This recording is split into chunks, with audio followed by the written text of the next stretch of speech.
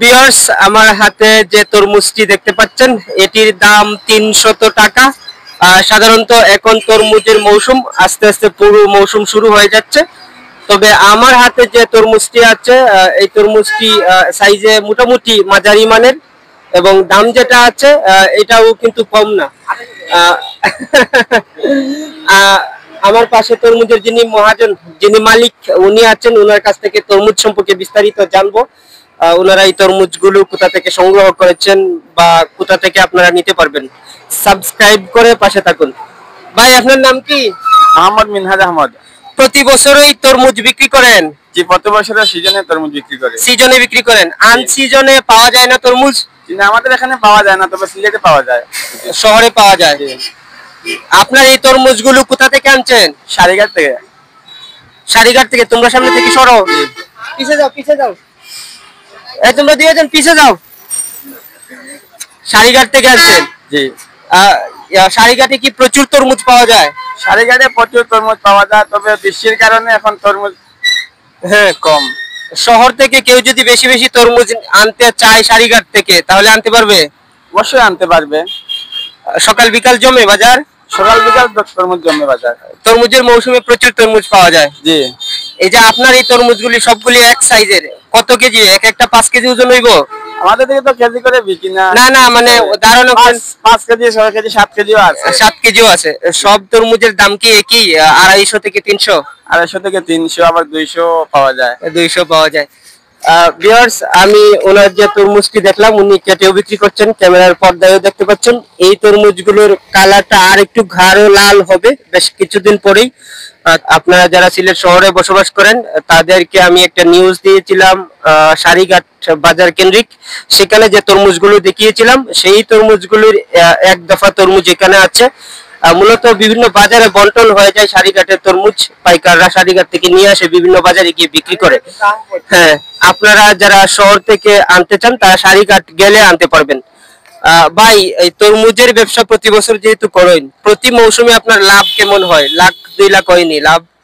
এরকম হয়, মানে 2 লাখ টাকা লাভ করতে পারেন শুধুমাত্র তরমুজের মৌসুমে? শুধুমাত্র তরমুজের মৌসুমে তরমুজ বিক্রি করে খুচরা বাজারে উনি 2 লাখ টাকার মতো লাভ করতে পারেন। এই অ্যামাউন্টটা অনেক বেশি। কয় মাস পর্যন্ত তরমুজ বিক্রি করেন? এই তো 3-4 মাস। 3-4 মাস। 4 মাসে 2 লাখ। যদি আপনি 12 মাসে 20,000 করে ধরেন তাহলে 2,40,000, তাই তো?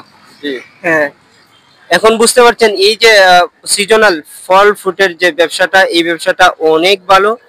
আমি আমার ভিডিওতে দরদামের পাশাপাশি এই মেসেজটাও দেই, যারা ভিউয়ার্স আছেন আপনারা ফল ফ্রুটের ব্যবসা শুরু করুন, সিজনাল ফল ফ্রুটের ব্যবসা।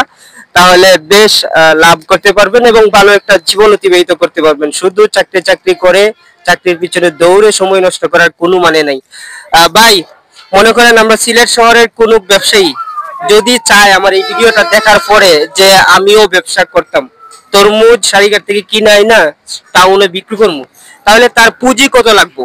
সর্বনিম্ন 20,000 টাকা হইলে সম্ভব? 20,000 টাকা হলে চলবো মোটামুটি। এখন তো সিলেটে নিব, গাড়ি ভাড়া অনেক যাইব।